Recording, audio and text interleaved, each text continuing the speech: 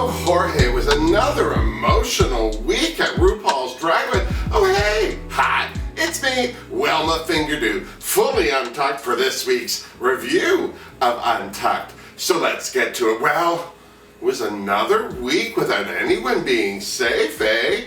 And Ben de la Creme, those girls looked like it was starting to get on their last nerves. I'm so serious. I mean, there was Aquaria questioning her runway look. She never questions her runway look. She knows she's fierce. Well, they got her shook. I'm just so serious.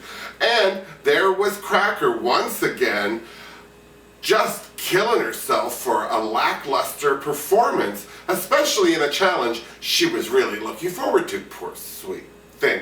And of course, there was Cameron sulking right out of the gate. And rightly so. I mean, seriously, if anyone had something to worry about, it certainly was Cameron. But she wasn't the only one, I'm just saying.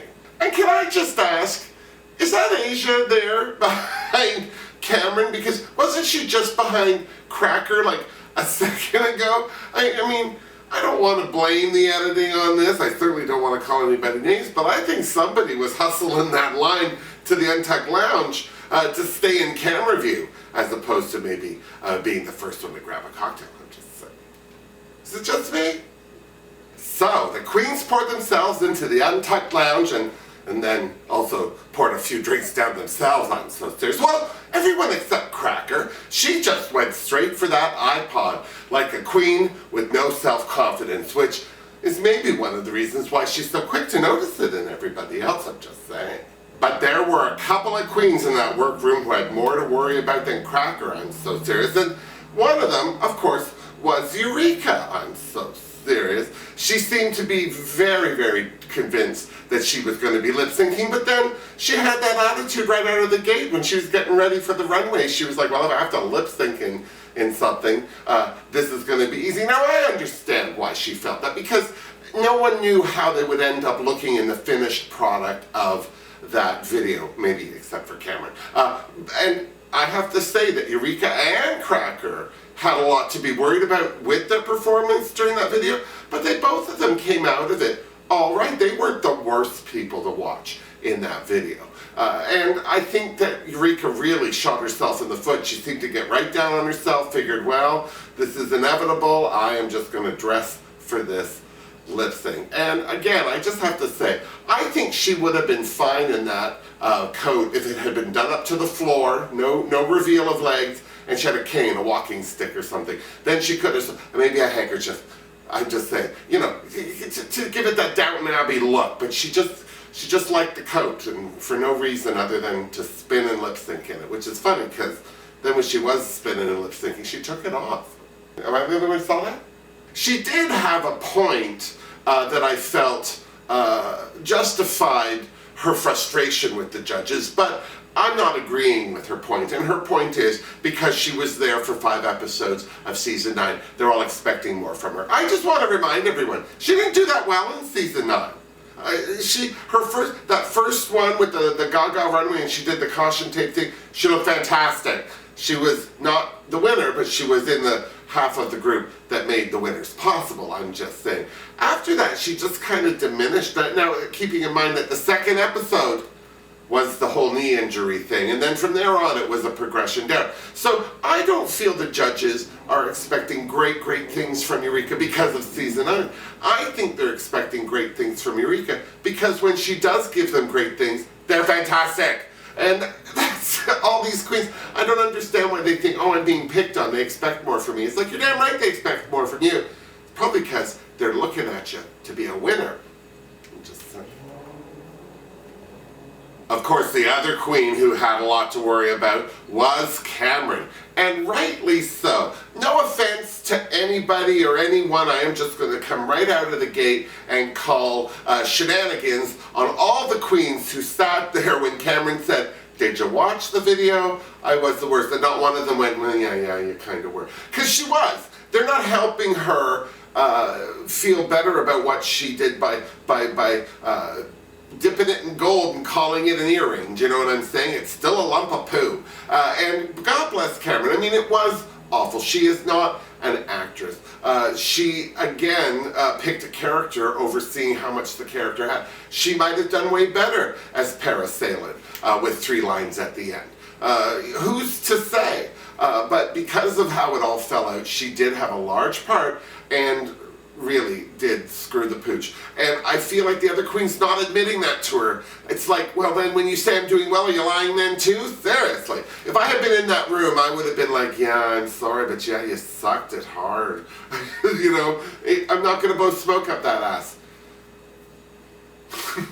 Shut up.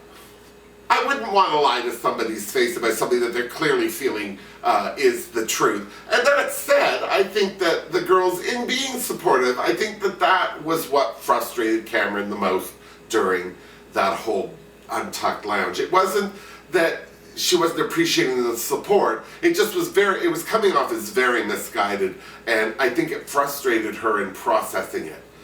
Which is why I think that she ended up just sashaying out of that Untucked lounge. I mean, clearly by that point, there was a lot going on. We got the video message from Cracker's mother and sister, which was lovely. And again, you know, I think poignant because there's Ms. Cracker's mother. She's going to be losing her eyesight over the next year. And the family's planning a trip to celebrate her last few months of vision. I think that is so fabulous. And I mean, nobody had a more prolific thing to say than Cracker saying that her mom wished she had enjoyed things when she had the opportunity.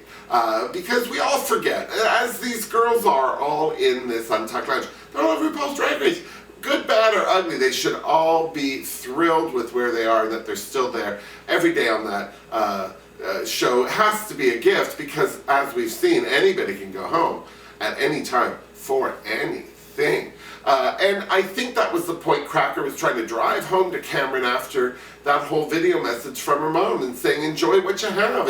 And of course, it was too much for Cameron, one way or another, however you want to interpret it, whether you think that she was just, she just couldn't hear it anymore because she was just too grand to be cheered up, or you felt that she was overcome with emotion. She had to leave the room. And Eureka followed her out. God bless her. And I think that those two definitely have created a bit of a bond over the last few episodes. They're both from southern states. They both have similarities and understand. Clearly Eureka's voice doesn't bother her. There's a lot of things going on there that make them good sounding boards. And I have to say, I was pleased for Cameron to have Eureka there. But this is where the whole Untucked lounge became a little forced for me. I just felt it was like, you could see that nothing was happening. And God bless anybody editing and assembling reality TV. Because when your subjects aren't in the mood, what do you film? And I can just imagine that they were both sitting on that loading dock staring off into space while Eureka had her ciggy poo. And the floor director was like, Eureka, ask her what she thinks about her dad. Eureka, ask her. It just felt like all of Eureka's questions were kind of prompted from a third party. That said, I felt so bad for Cameron. You know, there's a lot to be said about anyone who's been raised to not accept their feelings, because it is the thing that makes us the most human. And I agree with Eureka.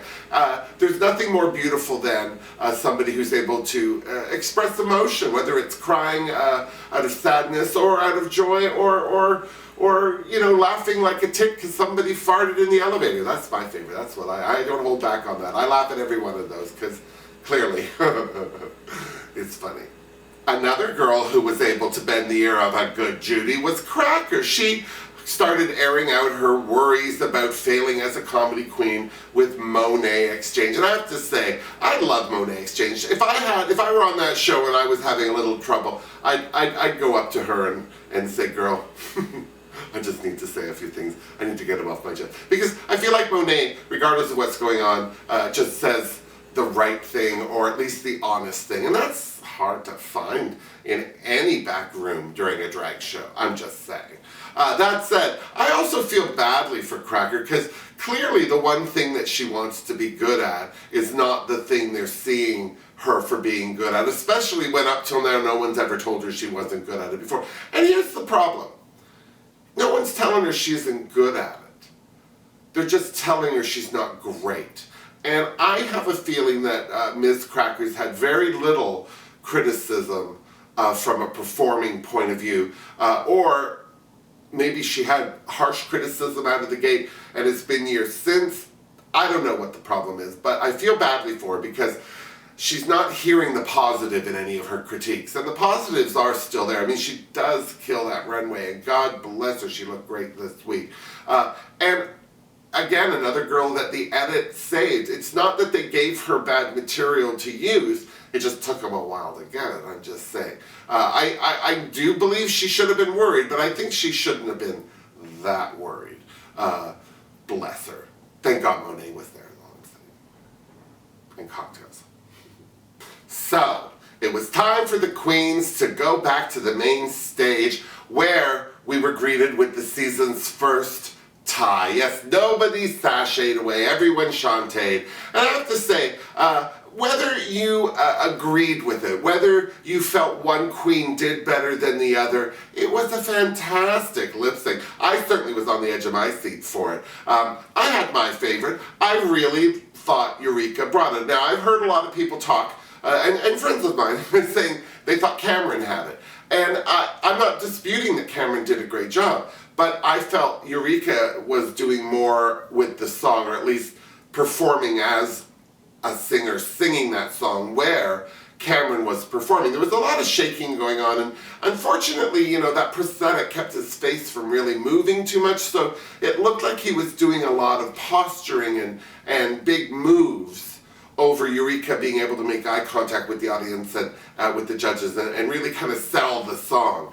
And then there were splits. And God bless Eureka. I think, you know, anyone else throwing down splits, we wouldn't have thought anything of it. But because the splits are what sent her home last season, I was thrilled that she successfully didn't do it once, but did it twice. I mean, the proof's in the pudding and she's on crutches tomorrow. But I don't think she will be. She looked like she threw it down really hard. And I'm not disputing Cameron. Again, side splits, people. Seriously. My whole panunu is all still tender just watching her do that. I could feel things tear. I'm just saying, it wasn't good. Thank God I had a Batani. I'm just saying. But that all said, I thought it was a nice touch for Untucked, because normally we're in the workroom watching the queen pack up and mop up tears with broken dreams, you know, things like that. And that wasn't the case this week. It was nice to see the two of them sit there. It was nice to see Cameron finally be excited that he's in the top 6, because what's sad about that statement is he was in the top 6 last week too. Do you know what I mean? No one went home. There's still 6, which brings me to my point. Who do you think's next to go? Well, it could be anybody. Clearly, it could be anybody. It all depends on the challenge. It all depends on those uncontrollable elements that get thrown in. And seriously, it all depends on RuPaul, because clearly she is calling the shots, whether we all agree with it or not. So tune in to RuPaul's Drag Race next week. And when you're done, you come on back and see me, Wilma Fingerdoo, at the Fingerdoo Review. Don't forget, we're live from Wayla Bar and Lounge, 996 Queen Street East, during the commercial breaks of RuPaul's Drag Race. So you don't have to feel like you're missing out because you don't live in Toronto. You can be there in the room. It's fantastic. And don't forget, like the video, share the video, and subscribe to my channel, because you know I'm a hoot. Till next week, miss me. Mwah! Oh, I almost took it. I kissed my drink. I'm a few drinks away from that, but